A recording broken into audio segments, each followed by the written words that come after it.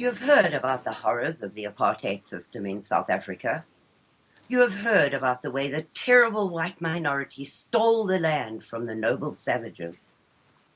You have heard of the thousands of needless black deaths in that country. You have definitely heard about St. Nelson Mandela and his travails while trying to free his people from abject poverty. Well, this program and my South African guests are ready, willing, and able to tell you the truth about South Africa, which the media has deliberately hidden from you. We will dispel all the myths and lies you have been fed and leave you with the bare facts.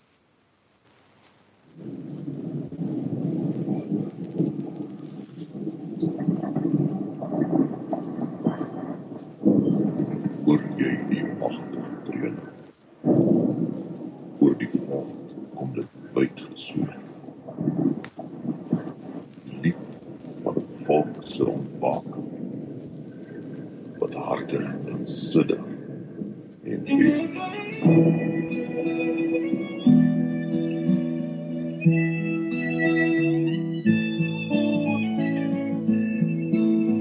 Ek smoeg vir die vrese waarmee ons moet lewe, vir guns en vir moord en vir rape. Ek smoeg vir die bad news, vir Zuma en sy views, waarna ons op TV moet kyk. Ek wil nie meer hoor hoe ons tieners begrawe, oor niemand hul steur aan die wet. Ek wil nie meer lees van affirmative action of beklei om te hou wat ek het. Gee vir my 'n nuwe gein, 'n koers tot plezier en 'n daar wat liedjies sing en skryf en stry oor die mooi van ons land en ons reg om hier te kan bly. Welcome to Radio Free South Africa. This is your host, Karen Smith. Please be aware that this media is only possible with the help of your donation to keep us on the air. So please go to our store and indulge in some goodies, or make the best donation you can in order for us to keep bringing you the truth and news that the mainstream will not. Our guest today is Henri le Riche. He's a 6th century French descendant from Huguenots who fled for their lives to South Africa after being persecuted for their beliefs. He belongs to one of the older Afrikaner Boer descendant families in South Africa. He lost family in the Anglo-Boer War concentration camps in 1899 to 1902. His family fought with the Allies in World War I, World War II, and the Angolan War during the Cold War. He's the last of his generation to have done military service before apartheid came to an end at the young age of 18, where he was a paratrooper in the once proud South African Defence Force. He left South Africa when he was 23 and lived in many places like Alabama, Mississippi, Massachusetts, and New York, getting to know the diverse, hospitable people from the North and South with some great memories. He lived in Asia, Australia, and Europe, and thinks that the nearest you will get to an American is, in his opinion, an Afrikaner, because they are Christians and patriots. He studied through the University of Liverpool in England to obtain a master's in business, and he states proudly, "I am an Afrikaner Boer and minority rights activist, specifically for our cause situation in South Africa." Welcome, Henri. Hi, thank you very much, Karen, and thank you for your listeners for listening to your program. Yeah, we are very grateful that our listener base is growing, Henri. It just helps people like you and I get the truth out about South Africa, because what people know about South Africa is absolute nonsense and so biased that it means nothing, really. Yeah, that's true, Karen. I mean, there's just so much stuff that people overseas don't hear. They just hear what, filtered news or politically correct news or news that favors a certain opinion. And what we need in the world, and not just South Africa, is critical thought, ideas, and other stories that actually confronts our way of what we think is normal. Yes, yes. I always refer back to my friend Patricia Aiken, who says we live in an upside down world. Everything needs to be turned 180 degrees and looked at from a different angle, because what we are told, you need to look at the exact opposite of that to understand what the truth is. And even then, you may not get the entire truth. So our heads are filled from the day we're born to the day we die with disinformation, a really strange form of history. Our general rights are hidden from us by our school teachers and the government, and we are left to find our way through a morass of news and never knowing what is real and what is not. Yes, that's true. And you know, it comes down to people, and unfortunately not many people want to seek the truth. They rather want to be spoon-fed, and that goes for usually the majority in a country, or the majority among us that governments like to control, and that's how they feed specific information, because the government sometimes just wants you to know something, because it makes it easier to control that group of people. Absolutely. And then every single news channel jumps on that same piece of news and stresses it for a week. And a thinking person has to wonder, what are they covering up by pushing this piece of news? Mm-hmm. But people are lazy, Karen. People don't want to look further. It's just convenient sitting in front of the TV or listening to the radio. You know, if intelligent people go and do further research. If you're in a conversation and somebody speaks about something, and you're not too sure about what they said, go and jump on Google, go and do more research, or try and speak to people. And that's the thing people don't want to do anymore. We are too complacent. People are too and lazy. It's just lazy. Comfortable. Absolutely lazy. We do not want to step out of our comfort zone because we might discover something that will upset our harmony. That's right. And I mean, it's just easy to believe the things that you believe, even if it's a lie. But then again, your lie can become your truth if you don't know any better. Yes, yes.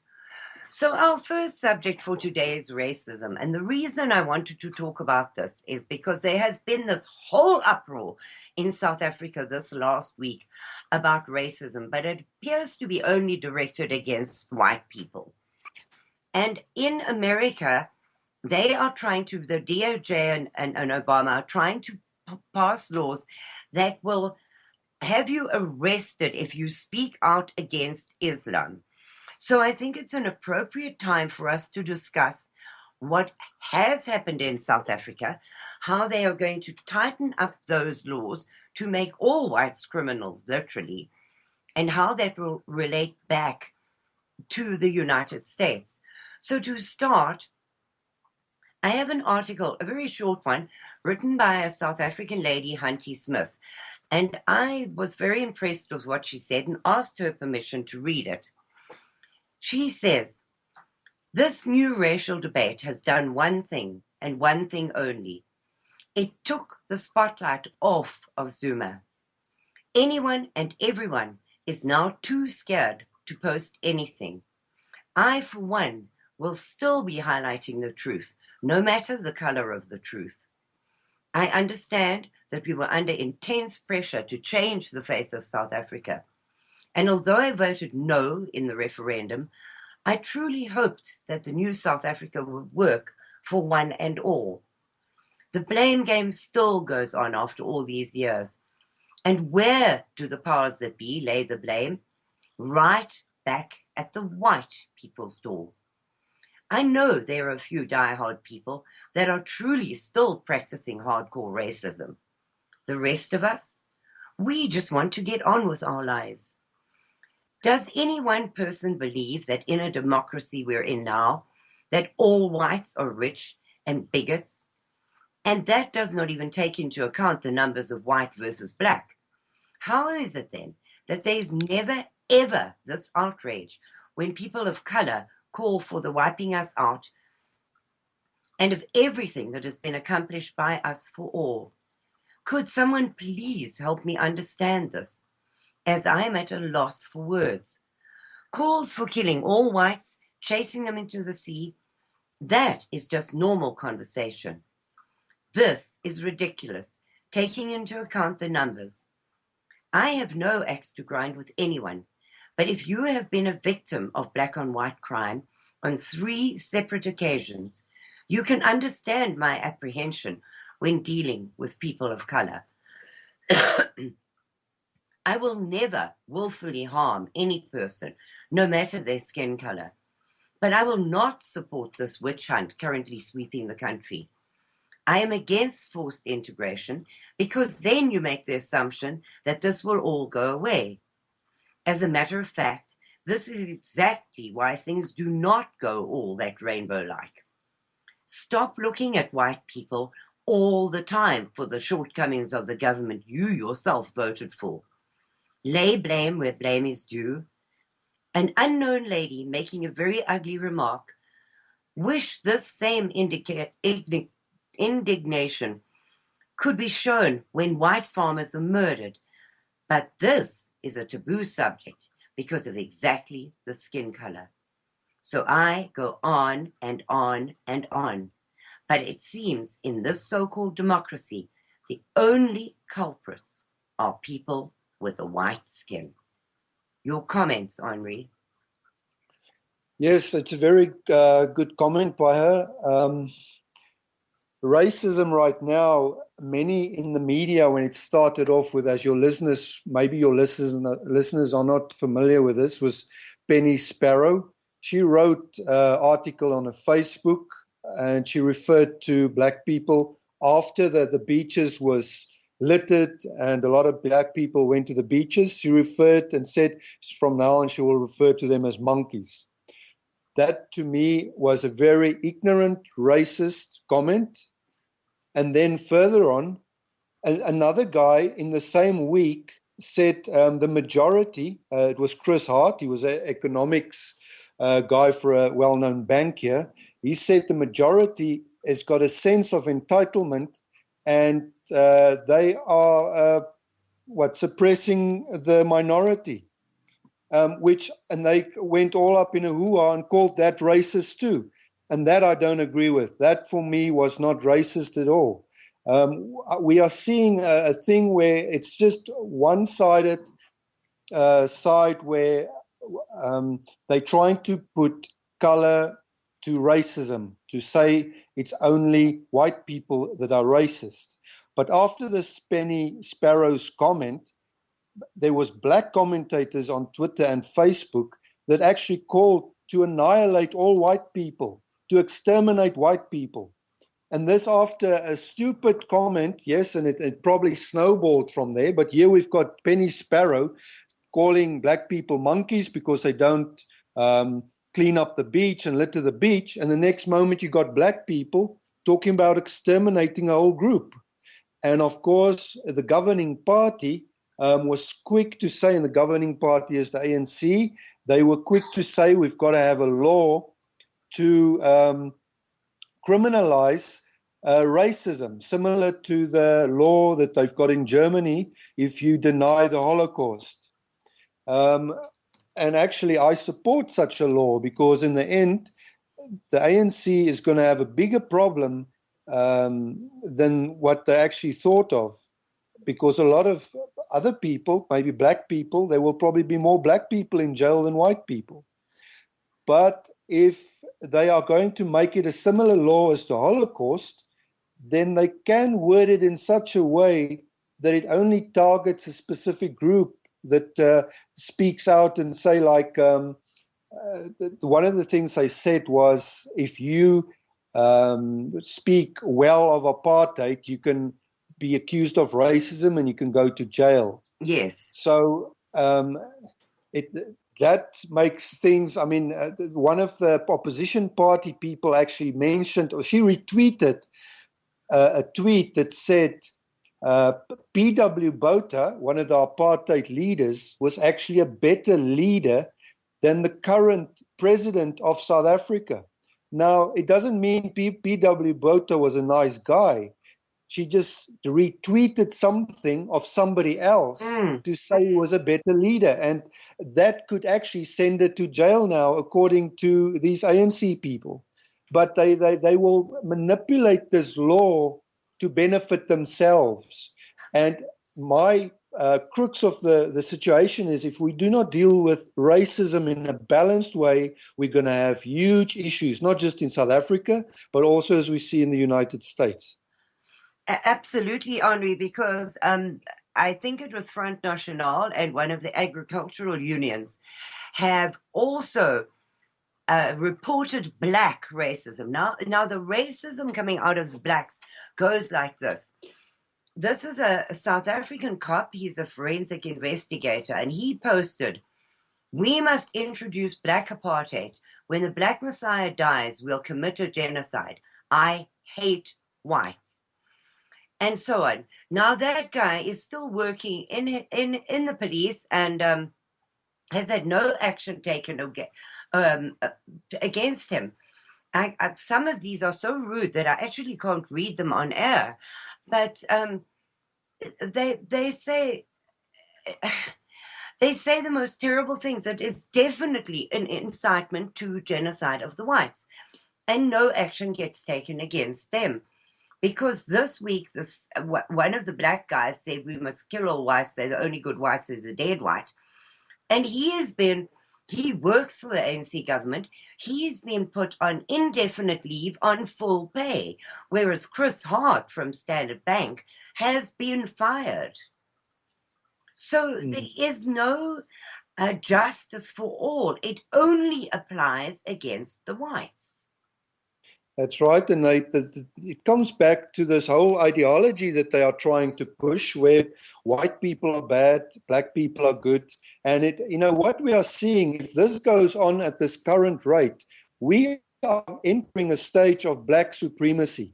It's not about equality. It's not about people being equal. They were fighting white supremacy, but we are going past the equality stage to black supremacy, where you cannot criticize a person for the content of their character anymore. You've got to look at their race first, and then you've got to either decide if you're allowed to speak up or not.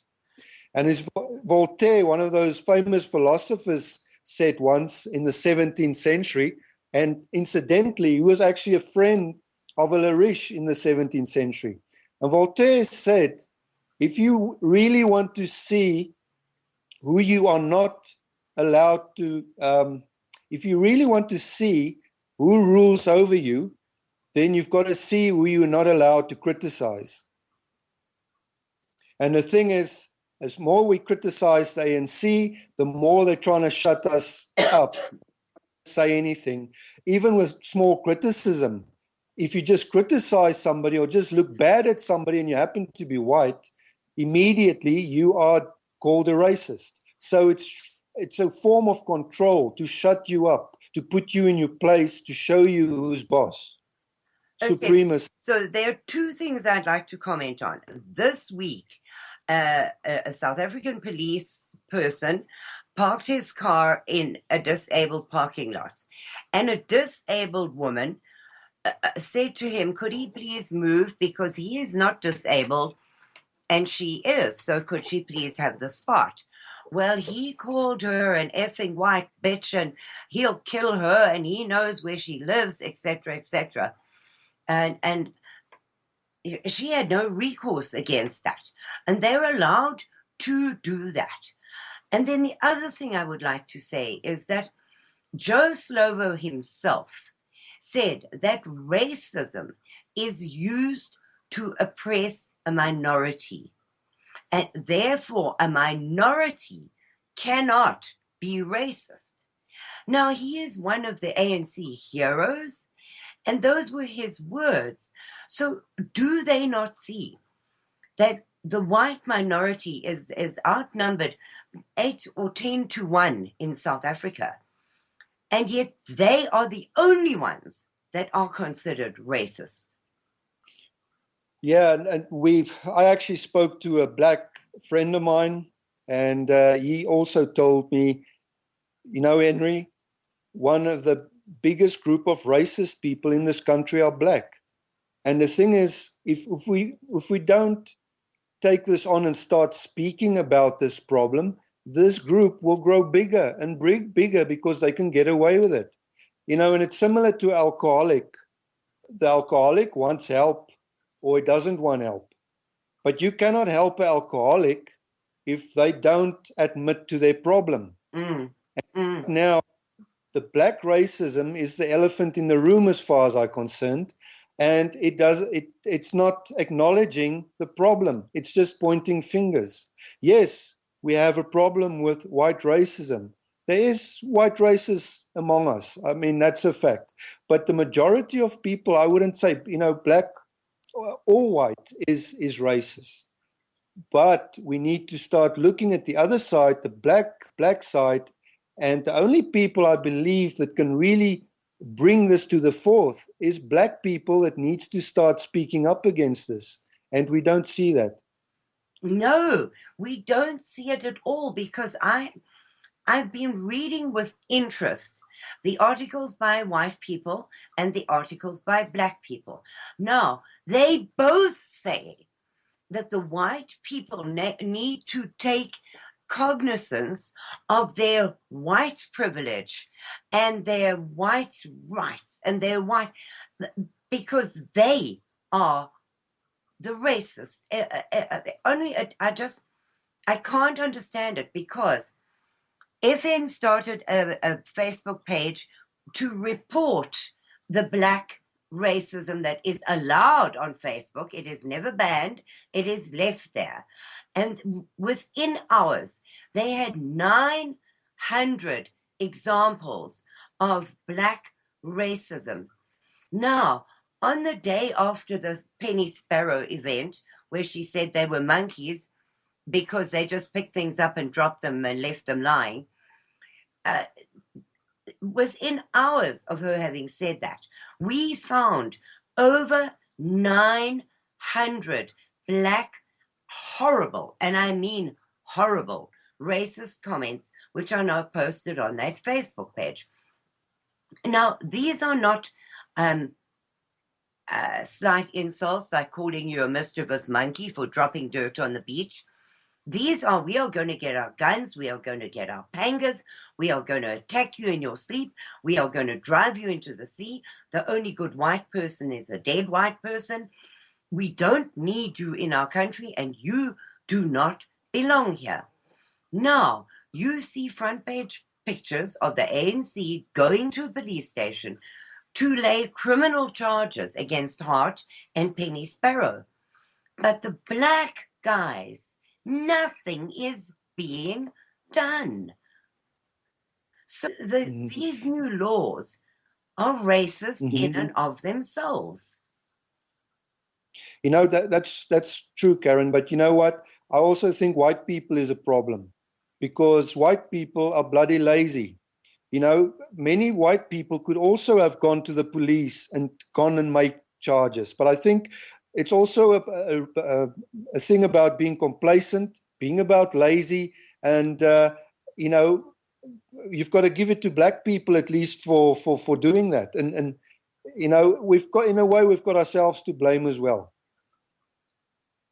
Henri, I agree with you.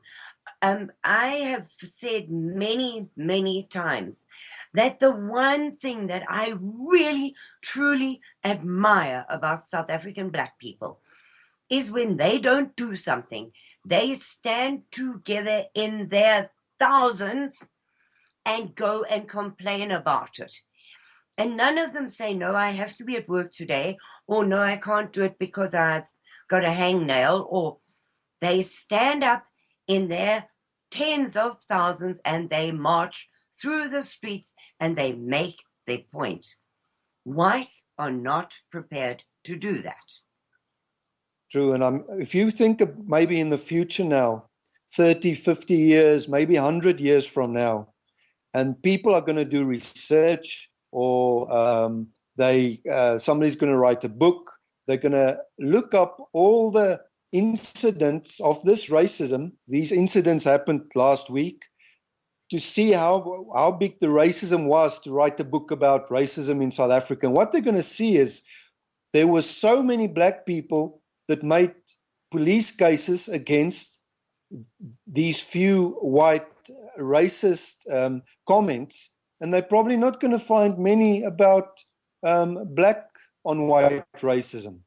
Though last week there were more black on white racism than anything else I've seen anywhere or ever. Well, it's absolutely, Henri, because as far as I can see, we've reported 900 black to 3 white. And the 900 blacks are really, really, really a cry to violence, where the whites, none of those 3 white people said anything about attacking blacks. That's right. And just because white people didn't go and report those racist comments, in actual fact, what's happening is history is being written here by enforcing this white on black racism, which is a small, minuscule, not even a drop in a bucket of black on white racism out there. No. And if you say a word on Facebook, for instance, you will get banned for a month. But these blacks, and they're absolute, we will bring our pangas, we will rape you, we will rape your children, that's fine. Facebook allows those to stay on no matter how many objections they have against it. Works on Facebook, Karen, and again, I believe it's the people's fault, and probably white people's fault as well, because Facebook works on an automatic system. If you see something you do not like, you click on there to report this comment or picture or whatever. And if many people does that, it's an automatic system that kicks in, and then it gets blocked. And then if it's more than that, somebody at Facebook gets flagged. But for some reason, it's probably not being done by many people, depending on the race. I don't know if you understand what I get it exactly. A white one will get 7,000 dislikes and be reported, but the whites do not stand together and report the black ones. Although this latest thing has got people started. That's it has good. got people started. And Front National has gathered these 900 that they've got, and they are going to the police station to report a criminal case.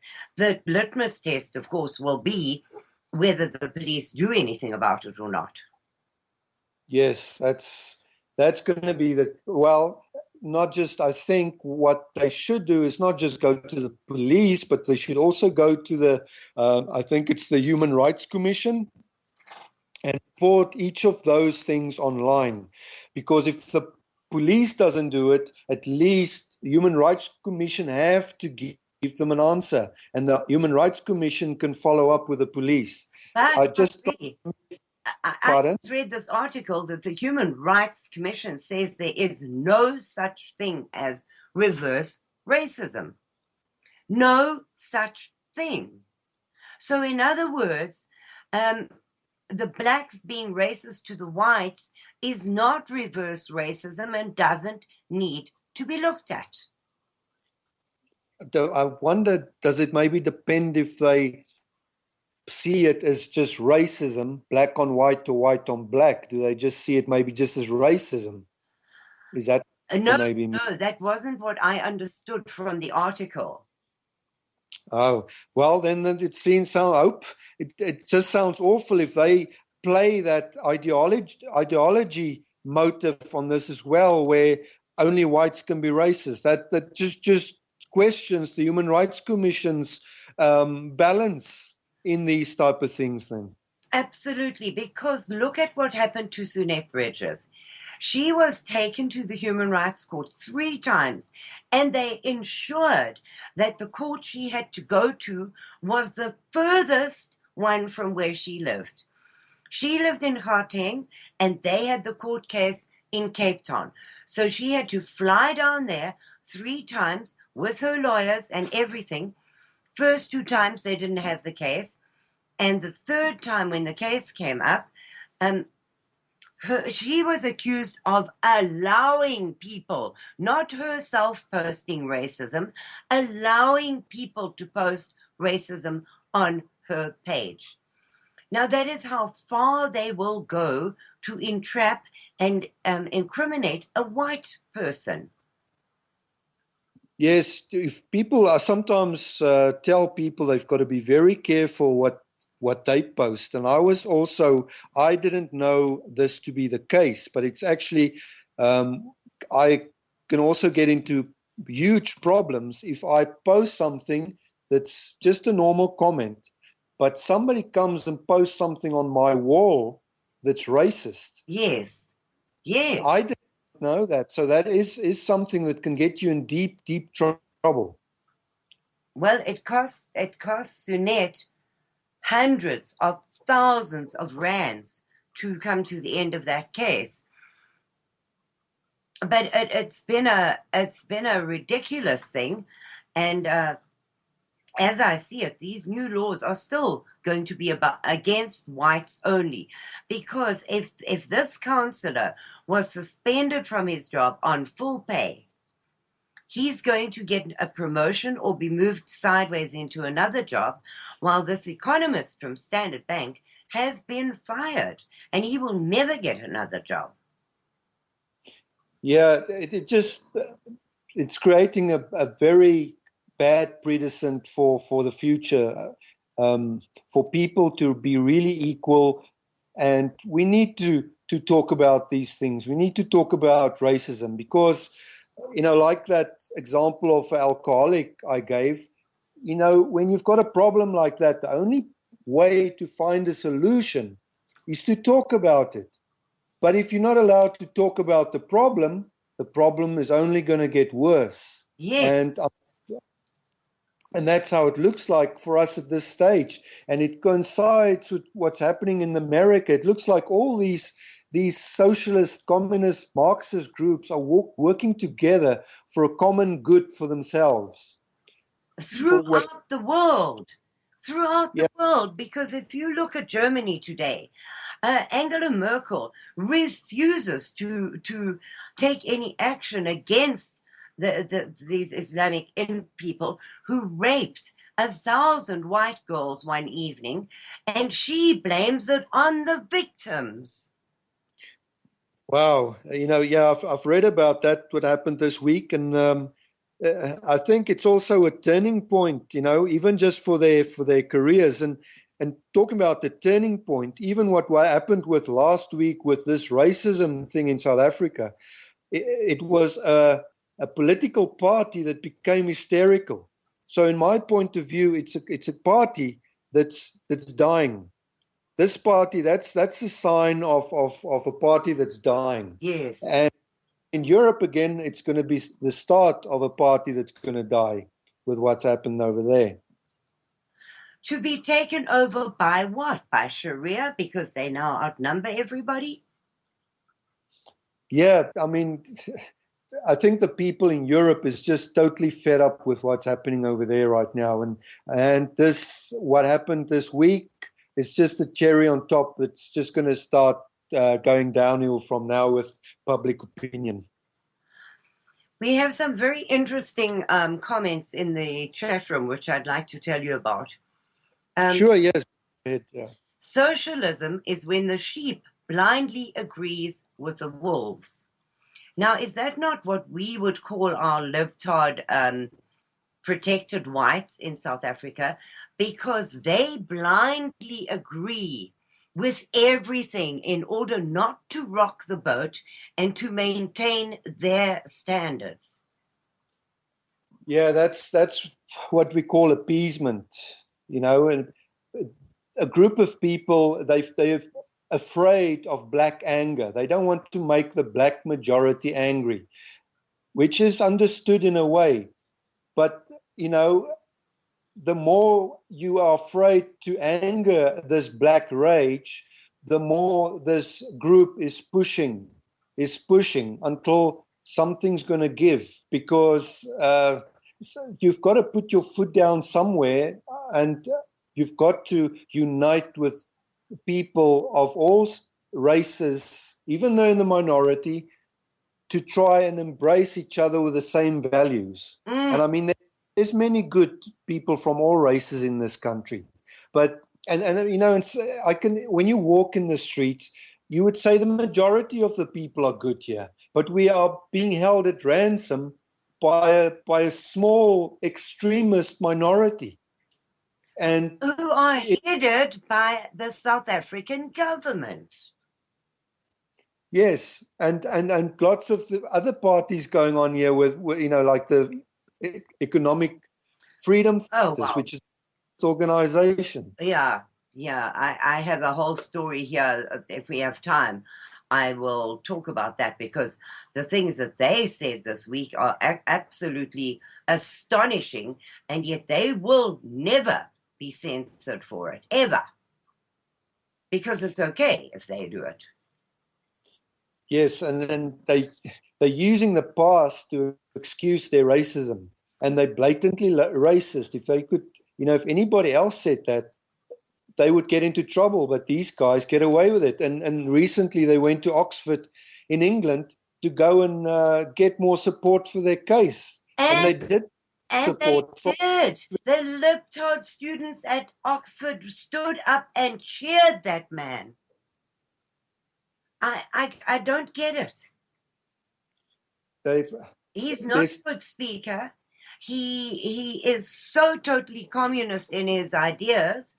He agrees with everything Robert Mugabe has done, and yet those students gave him standing ovations for wanting to nationalize all land, all mines, all banks, all everything in South Africa. That's right. And I mean, just the week before, it was about the monuments, about Cecil John Rhodes that they wanted to remove. Yes, which has now spread to the UK. And again, even in America, you see this happening, especially there in the South as well, where people were talking about removing monuments. So you can see all this similarities between these two countries. Definitely, Henri, because the test ground is South Africa. If it works there and nobody speaks out against it, they spread it out to the rest of the world. Now, one of the guys in the chat room has said, what is reverse racism? Racism is racism, period. Racism is practiced by every race in one aspect or another. It is perpetual.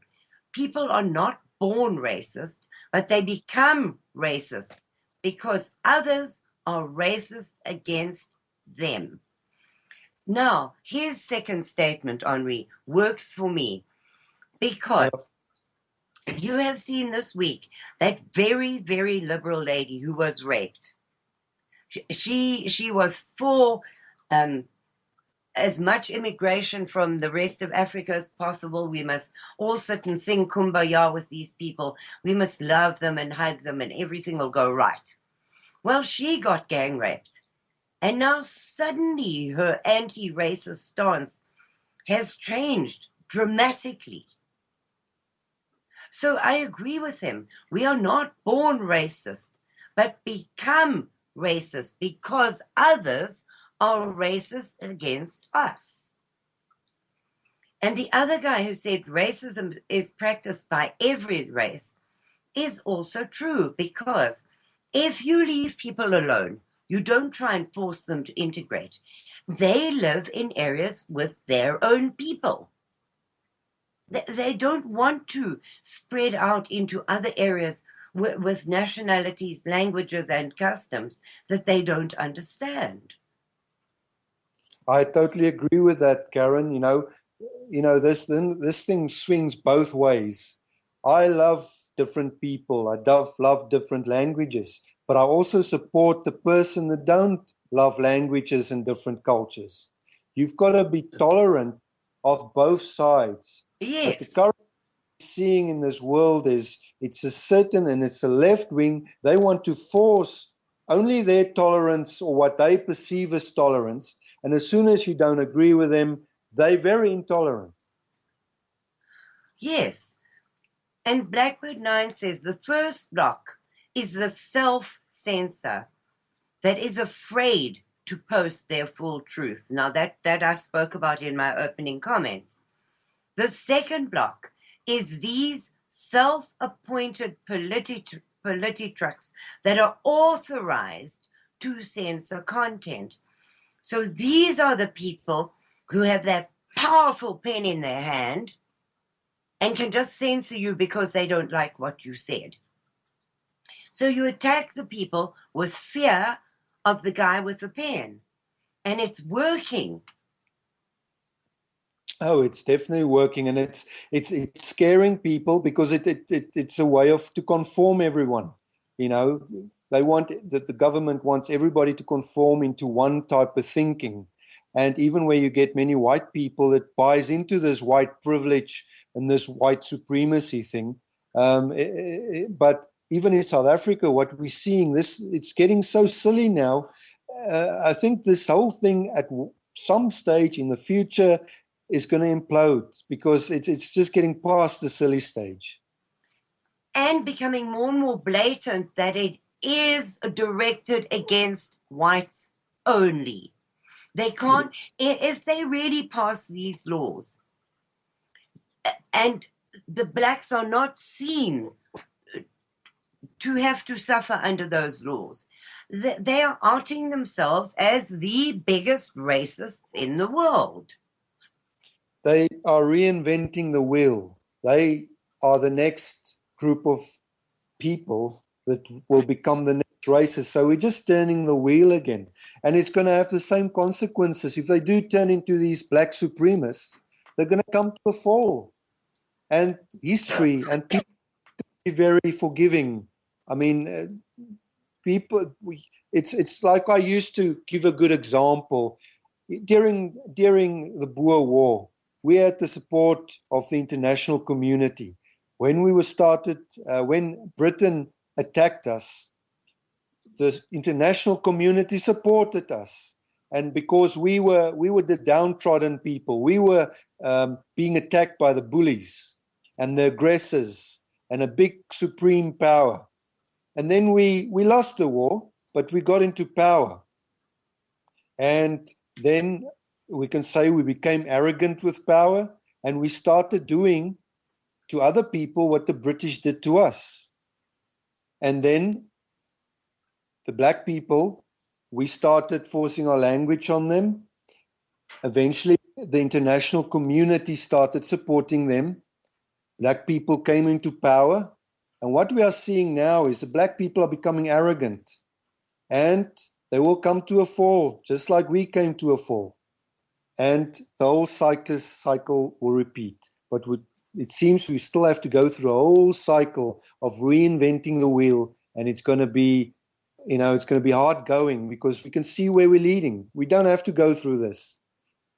No, Henri, we do not have to go through this, but it would appear to me, and not only in your country, but in our country and European countries as well, the end result of all of this appears to be civil war. Now, none of us want that. But I think that the governments themselves are pushing us so hard in that direction. If we do it, we are following their orders in a way, and we will be the losers. But they are trying all over the world to push the people so hard that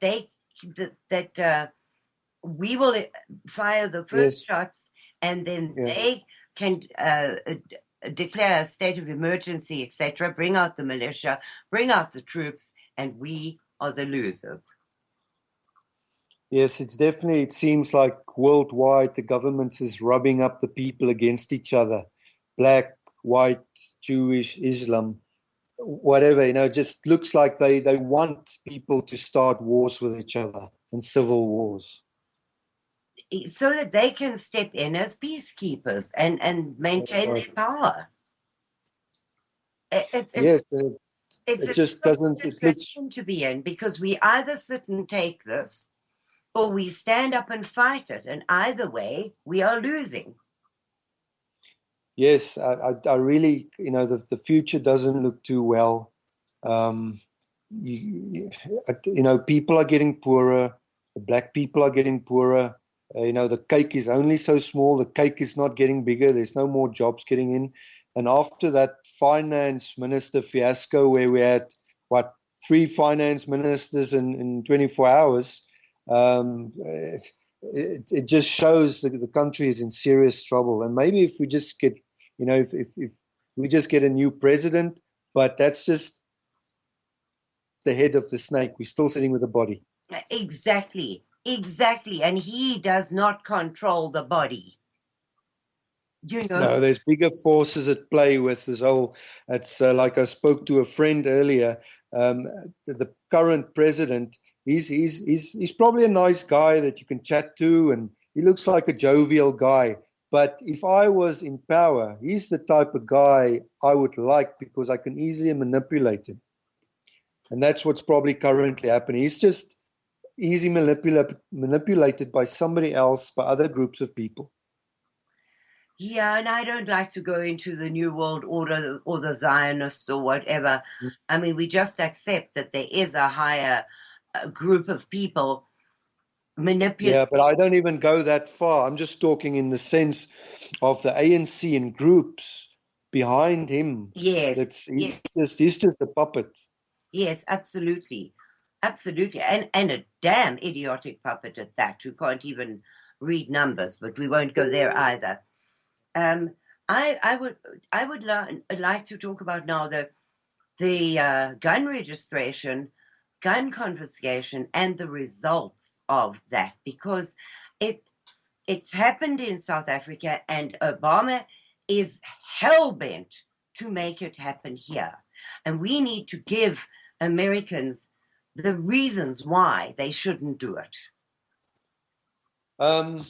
We've got the whole thing with the licenses going, where we have to.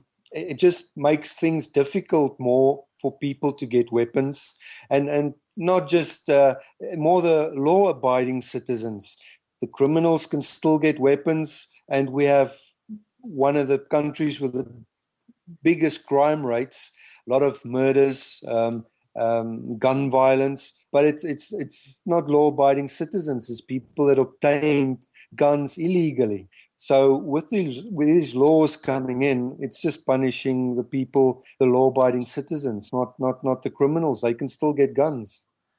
As I understand it, and I've read a lot of articles on this, you can go to a police station, you can buy a gun, or you can hire a gun for a day, for whatever. Now, do those policemen really believe that these guns are being hired for a guy to go and hunt a pig? No, and I know about, because even when I was in the army, we were well aware that the police would give out guns to people that would hire these guns to go and commit crime. And I mean, the police force, I can't remember the numbers, but the police force lost guns in the thousands, tens of thousands. Yes. Now, I mean, yes. Any professional police force, you are trained. Your gun is part of you. You don't lose your gun. But since the new police force, which is just black, mostly affirmative action police men and women that came into power now, they don't share that same value, what we were brought up with, a gun that becomes part of you. So it's a different set of rules, different set of ethics, different set of values, and there's probably no self self-discipline or self-pride. But, it's not all policemen and policewomen. There's very good policemen and women out there that really, fighting crime day and night and very, very good citizens of our country. But affirmative action is a big law that added to the problem of crime and our police force in this country. Yes, because they took out all the white, qualified, experienced police people and replaced them with people who knew nothing about policing. And they're doing the same thing at Eskom this week. Now, you would think, Henri, given the electricity problems in South Africa, they would not be firing 3,300 and somebody white Eskom workers, given the desperate situation they are in. That's right. I mean, the whole Eskom or electricity company is full of people that don't know how to run such a company, or is in positions, professional occupations, and they're not doing their job properly because they don't have the qualifications, or they don't have the background to do it. And that's why we see a problem with security, with health, the health departments, and we don't have a sunset clause for this thing. This thing can go on forever. And we just see a decline. And again, from the previous discussion about racism, this is a good reason to take people's attention away from all these problems. Yes, because, Henri, as far as I can see it, at least twice a year, they strengthen the gun laws against the whites, theoretically. They just make them harder and harder. Now, the same thing is happening here in the USA. Obama just recently wrote some executive actions to take guns away from veterans, from people with mental problems, to make it more difficult to buy a gun without a background check, etc. He is following that exact route. So then who ends up with guns? Yeah, it's just going to be the criminals will always get guns. And it'll probably be legal guns. I mean, they can probably get it from over the border. And I'm sure there's enough guns in America to just go and buy one if you know the right people. And these are the people that starts to rule the country, and that's why we have such a big crime rate in South Africa. It's 20,000 murders a year. And I think it's much higher than in the US. We're only 50 million people. The US is 350 million people. And even on 20,000 murders a year, we believe it's much, much higher than that. That's just a conservative figure. And it's not getting better. It looks like it's increasing. Yeah, exactly. Exactly. And then again, today I read about a Boer family that was attacked, and the father saw that they were raping his 5-year-old daughter. So he attacked the attackers with a knife. Well, he is in jail. He and his whole family are in jail, and the gang of 6 who attacked them and were raping his wife and daughter are walking free. Yeah, it just boils down to all the double standards we are witnessing all over the world, even in the US with this thing that's being pushed, that the black police officers are just killing black people in America. But there was incidents where black cops killed a white kid, and then there was another black incident where a black cop shot an unarmed white person as well. But it never reached mainstream news. It's just, yes, there is a problem in the US with the police maybe being a bit too aggressive, but it's not a black-white issue. It's just the issue in that. 6 minutes ads, we will be back.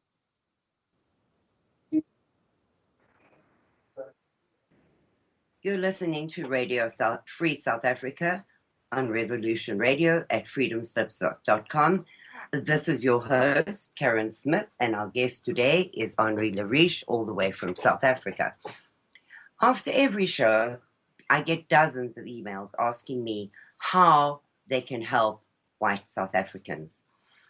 Well, at this moment, I'm concentrating on one thing, getting a very endangered white South African couple out of South Africa and to come to the States to be safe. And as a little bit of a help to myself, they will come and stay with us, and she will help me, as my health is failing, she will help me with the work I do. So the cost of getting one South African out of that hellhole and bringing them to the USA is $3,000. Not a lot of money to save a life, but definitely not an amount that one of us can give at one time. However, every one of us could give $10 or $20 to this literally life or death cause. So please think of the satisfaction of knowing that you helped to save the life, and donate the best amount you can give to our PayPal account, Charlie Oscar Kilo Sugar 595 at yahoo.com. You will be glad that you did. Henri, in the last part of the show, I wanted to talk still a little bit about gun confiscation, and then Frederick, also known as Blackbird 9, will be joining us to talk about the land grabs that are happening in South Africa and happening here. So, if we could just finish up with the gun grabs, the consequences of registering your guns lead to confiscation and lead to you being unable to defend yourself. That's right, and those are very important things. Yeah. Well, given the numbers of people being attacked and escalating by the month, being attacked in South Africa in their own homes, it would seem only natural that they would have guns to protect themselves. Yes, I mean, we were like a republic, like the United States that see themselves as a republic, and we always saw ourselves as people that need to protect our families. So it's part of our culture, part of our Afrikaner culture, similar to America, and it keeps freedom. A government that's afraid of its population that have guns, I also believe is a good thing. The government needs to be accountable to the people. And if a government is not afraid of the people, then you've got a problem. And the government most certainly is not. No, not at all. It looks like we in South Africa, for instance, look like we have a one-party state, and we won't know if we really have a democracy until this government gives it over to opposition. And people are afraid of the government here. And even like last week's issue with the racism, people don't want to speak out because they're afraid. And the government seems they're in control. They are not they are not the ones that's not afraid. And it shouldn't be like that. They should be accountable to us. Absolutely, because we pay their salaries, we vote for them, they are supposed to represent us. What is this?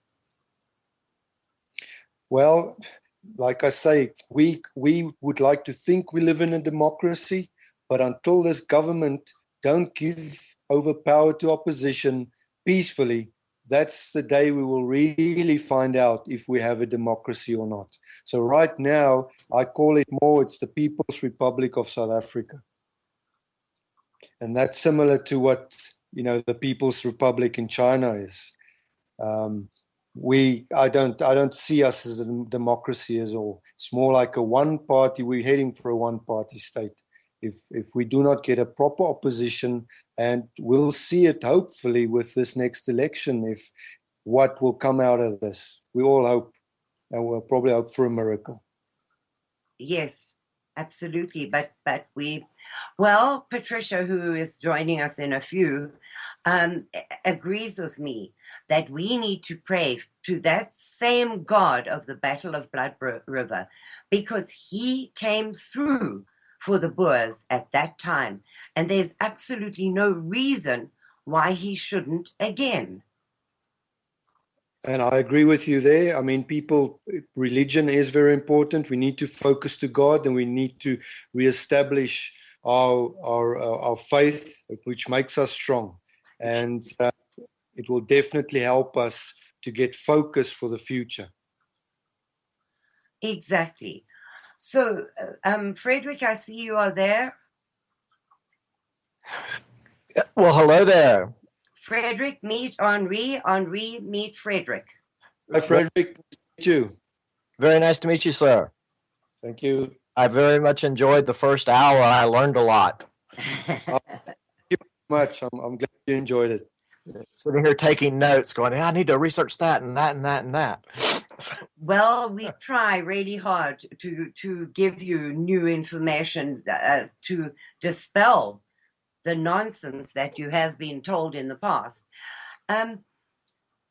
My thought was, in this final hour, we would talk about what is called land distribution in South Africa. And all right, guys, I'm really sorry about that. I don't know how it happened, but technology does its oddest things. I'm just trying to add our guests, and I will get back with you in a moment. Blackbird, are you there? Blackbird, are you there? Yes, I'm here. Can you hear me? Okay, great. The next person I'm going to add is Patricia. Huh? I know, we're doing it now. Okay, and the last person I'm going to add is Henri. Patricia, are you there? I am. Okay, can the chat room hear us? I'm waiting to hear back. I just posted, are we coming through now? Okay, usually there's a little lag. Henri's missing here. I'm trying to get him. I know, this got to be challenging when you get somebody from South Africa. You have to drop them and bring them back on is nerve-wracking. Do not let them go. I know. I'm sorry I recommended that, but it's maybe desperate times call for desperate measures. Okay, the chat room is reporting that we are back on. Oh, Okay. great. Okay, and Henri should be on in a second. It's connecting to him. Henri, are you there? Henry. Henri? I am in. Good. Okay, we're all back. Okay, very good. We got the system up. Yeah. You just have to learn a new way of doing these things, because, I don't know, they just fail us. But, okay, so you were talking about, Patricia? We were talking about the gold-backed rand, which gave up close to the time that we gave the apartheid up to blacks, yeah. Right. Yeah, exactly. Yeah, well, and I think it's just fascinating that your currency has followed the same as ours, and yes, it's pretty interesting. It was, the U.S. has been bigger and harder to take down because we've been the reserve currency for so long, but when Roosevelt invoked the War Powers Act, by executive order confiscated the gold held by American citizens, I mean, the U.S. was, really significantly impacted. That created, the Depression was going in the 1930s because of all this. So I think it's really fascinating, and for us to have any a real solution. And I'm focused on solutions now. I'm trying to pay attention to the solution, not pay attention to the problem, and put my focus on that, because I believe that's how we create things. That's what my Bible says anyway. And so, when I look at these things, we now have to go back to some kind of honest money, whether it's bartering, whether it's gold, whether silver, whatever it is. both these countries are going to have to go back to having honest money, because the reason dictators like to take a country off honest money is so they can print money and buy votes. And that's what they did with the blacks in South Africa. That's what they did with, here in the U.S. and create this, what I think Ron Paul calls cradle to grave nanny state, where we take care of those people are taken care of. And meanwhile, the masses are being taxed to death. The workers, the people that are actually I don't know, how do we say that? I think it's the producers. The producers. And I think that there's a slick way to say that, but I wasn't ready to discuss this today. Absolutely. And so we look at how heavily taxed you were in South Africa. I mean, it was ridiculous. And of course you had wars going on every border, and this is how you destroy a country. Yeah. And so that's what they did to South Africa. We had wars on the Angolan border. Henri knows about that because he fought in them. We had a civil war going on in our country, a terrorist war going on, bombing restaurants and police stations and railway stations and things. We were fighting on so many fronts and being demonized for all of it by the world. Yes. I just want to cut in. You're right about the border war there, Karen. And even Fidel Castro, during that period, sent 100,000 troops to Angola because they were helping the Russians in the Cold War. And just for a note, I didn't fight. I wasn't in the Angolan war. I was in the township. I did township duties. I was the last, but my half brothers was in Angola. Yeah, all three of my brothers were in Angola. And the point is that, that iconic picture of the Defense Forces killing that innocent schoolboy in those school riots in Soweto, right? That is what essentially turned the world against the white South Africans. Well, what about the photograph of the black officer firing into the crowd? What about that one? No, we don't have to notice that. Oh, sorry. We don't have to, because after all, it doesn't happen in the Rainbow Nation anymore.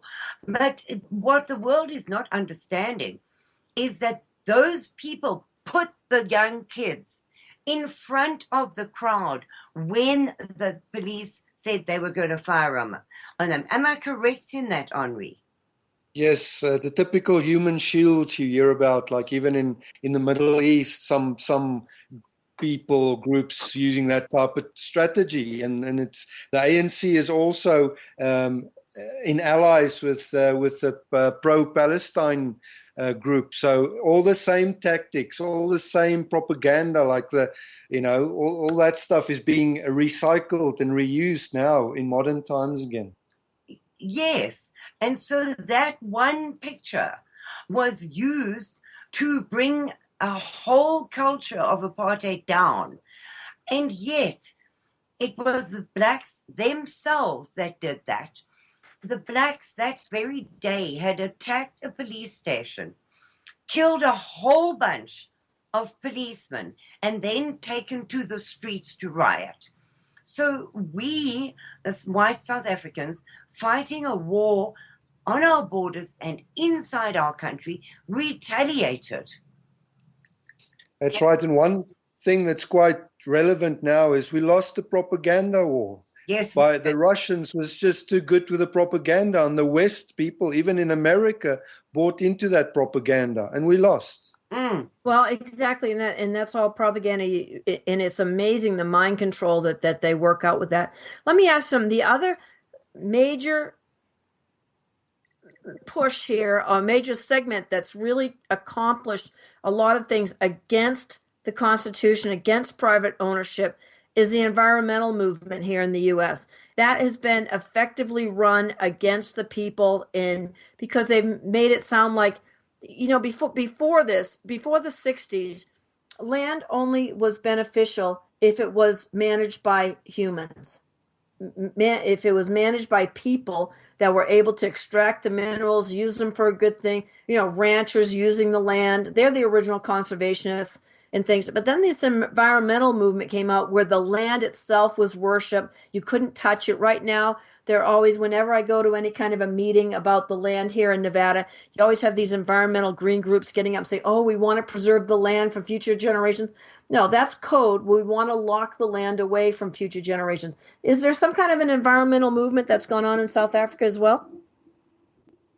Not that I know of, Patricia, Okay. but I can tell you, because I lived in Australia and the UK, both those countries have a party called the Green Party. And we Right. all know if you come from that country, it's just the communists in drag. That's all they are. But here in South Africa, I've not really picked up on anything. Communists and drag. Oh, that's Yep, excellent. that's what they Yes, are. it's a completely Marxist mindset here. And so it's just been another way to rob the people of the land. Well, in South Africa, the government owns more land than is privately owned at all. So they could quite easily redistribute that land to the previously dispossessed blacks and give them land, and everything would be fine. But it is more to their advantage to vilify the whites and say that the whites own 80% of the land in South Africa, and therefore we need to get rid of them. However, nothing is further from the truth. Oh, really? You mean they're lying about that too? I find a government that lies. Karen. I know. Karen. I know. Don't take my word for it, because I'm a bit biased. Well, I think we see the same things going on here. Is the government just run the top end strategy is to get rid of the whites. It always has been. I mean, the fight has always been against us. That's why it's going on in European countries, Australia, New Zealand, South Africa. And it's always you don't hear anybody complaining that China is too Chinese and has to be. They need diversity. We need to send some other people there. You don't hear any of that. It's only against white nations. And I don't know. I just heard this briefly in passing, so I want to ask, what was the latest today, Frederick, from Merkel? I heard that Merkel was people were complaining about all the German women that were being raped by the immigrants, and she said something But like, "Well, it was their fault." She was blaming the women for this. yeah, that's what Karen said earlier, but she can elaborate on that. But something I picked up as well, Patricia, was in today's newspaper. It was said that the police in Europe think, I'm not sure which police in what country, but it might have been a coordinated attack, because this happened in Finland, Sweden, and Germany. So it wasn't just Germany. Oh, so they just give these people carte blanche, go out and rape all the women you can. Is that what you're saying, Henri? Well, I really don't know but it sounds like that's probably what they did. I mean, they just invited these people in, and I mean, didn't they think of the consequences? But I don't know where it would have been coordinated, who would have coordinated it, but you don't know who you let into the country. I mean, some of them believe many of those guys it looked like they were soldiers, and then they would just grab a woman when they go over the border to look like they're part of a couple. But meantime, it's a soldier that's probably, who knows, even ISIS or something. But Yeah, I haven't read anything further. Maybe Karen knows more. Not particularly on that subject, but the fact that Merkel is blaming the victims for the rapes, and the fact that all over Europe they are telling the women to not wear short skirts, to not wear slacks, to not wear, because they are inciting the yeah, it's absolutely ridiculous that you have to change your culture to accommodate immigrants. No, it's completely wrong. It's the destruction of European culture. It's already happening in South Africa. Look at you're the rape capital of the world. Sweden's number 2. U.S. can't be too far behind, but Europe's just going crazy on this front right now, and it's not. It's not Swedish men raping Swedish women. It's not Swedish men raping immigrant women. It's immigrant men raping Swedish women. Mm-hmm. And so that's and it's all by design. Frederick, what's the game theory about this? Well, one of the big things, and I just posted live coverage of the Germany protests in the chat room for everyone's information. Well, we'll post it here on Skype they're too. seeing a big. Okay. Okay, just kidding. Add here. Thank you. I think as somebody who grew up with Western culture, you have a default end game of you're trying to make things work. You're trying to make things successful. You're trying to either invent a new system or you're trying to improve on an old system. And so we're kind of locked into this way of thinking and then assume that everybody else thinks that way. And what I've seen since 9/11, when everything, my whole world changed on 9/11. They always say 9/11 changed everything. Definitely did for me. So having to look at the world a different way after 9/11, realize that you have this power that, excuse me, have this power system that is not looking to make things work. It is trying to create a series of failed states. So I look at South Africa as the template of what they put in the 90s. And, that was the same time we were really getting this big Hasbro push at so many different angles. But in the 90s, we got the full propaganda of just how evil South Africa was and the need for change. And all of our pop stars and celebrities were just selling this and just playing the emotional triggers that, South Africa had to change. And now I see the reality of what happened. And then, worse, I see that is the template for what they're rolling out in North America, Europe, Australia, and New Zealand, etc. And, Frederick, is it not the exact same people doing it? The celebrities coming out there with their fame and fortune and their sad eyes and saying, we really must do something about climate change. It's such a big danger to the world. And we really must be kinder to these Islamic refugees because really they're just looking for a better life. It's the same crowd of people. Right, and that's all marketing. This is propaganda. It's marketing. It's public relations. They're selling an agenda, and that agenda is to destroy all existing nations, all existing systems, leaving their system the only game in town. And that's the end game, is to make everything else fail. And spoilers to the end, spoiler alert here, there's not a place in their system for a guy like me. That's one of the things I had to really come to grips with is, the European culture is the antithesis of what their agenda is. And there's no place for what we consider Western civilization in their model. And that's something I had to come to grips with. Yes. But they want to destroy Western civilization altogether. Yes. They have no wish and no desire to integrate, to become part of their new society. They want only to go in and turn it into what they are supposedly refugeeing from. Exactly. And getting back to your refugees, it's obvious that these are not war refugees.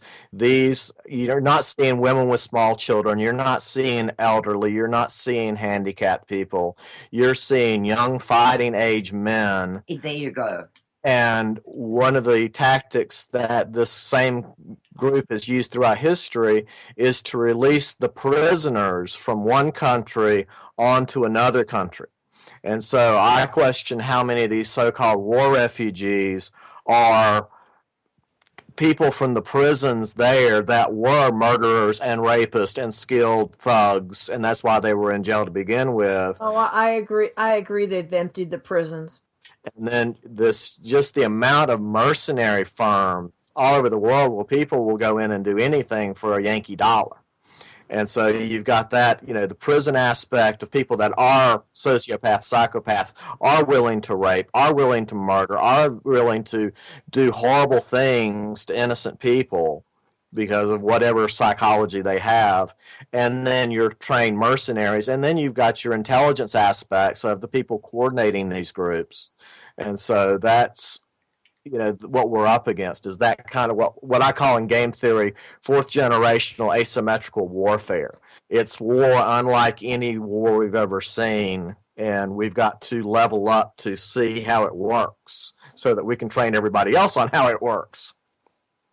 Yes, and that's why I've been saying for such a long time, you need to be looking at South Africa.